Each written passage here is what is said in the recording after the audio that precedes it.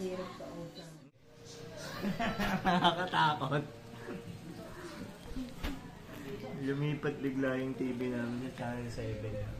Hindi namin alam ba ano nangyari. Ikaw yung naglipat nun eh. Hindi ako. Nanonood kasi kami na Showtime.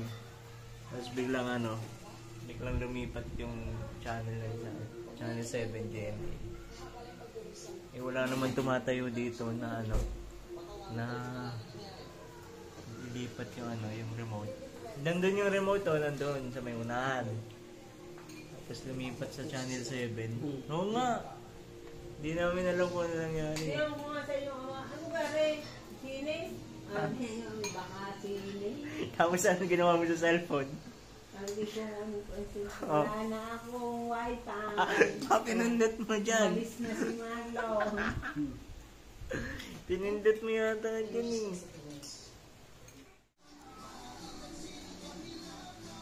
Pero ba't kaya paano kaya nangyari no? Lumipat bigla.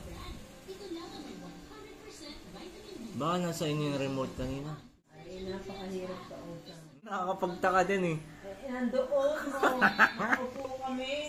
Ako din nakaupo dito. Totoo pala yun no.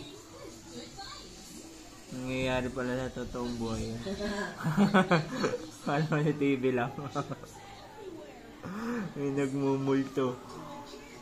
Paano lumipat yun ng pusa. Pero alam ko, tumayo ka eh. Ano? Kinuha mo yung cellphone mo. Dito. Wala na akong wifi. Malis na si Marlon. Pero nandun talaga yung cellphone. Ay hindi, yung remote. Oo ma. Tsaka wala rin naman sa akin yung remote dito eh.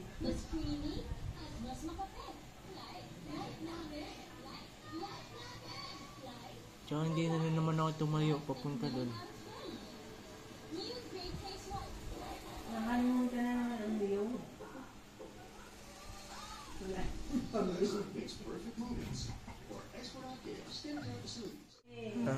Naglilipat ng kanya.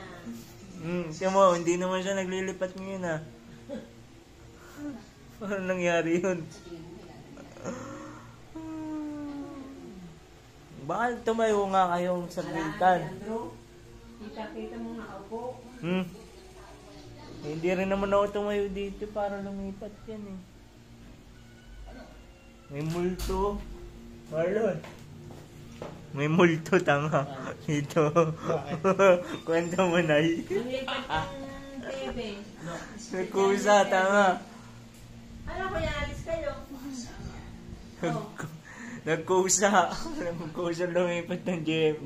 Baka nagtayo kayo dyan ha. Di ba inano mo yung cellphone mo? Hindi, wala akong ganun. Hindi naman nalipat sa cellphone. Tumayo ka lang po eh. At yun.